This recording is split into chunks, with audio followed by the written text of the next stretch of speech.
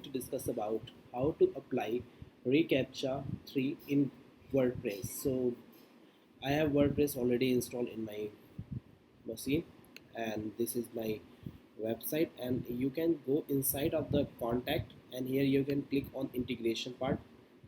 Once you clicked on integrations, you have two options here, and click on set up the reCAPTCHA. Once you clicked on, you need to verify from here, and you need to put here your domain name. Once you put the domain name here, then you will get some code.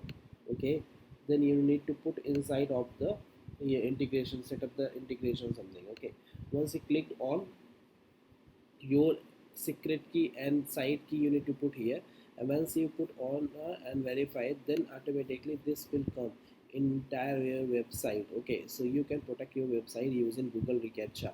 And if you have any doubt related to this video, please comment on comment section. Definitely I will try to make another video.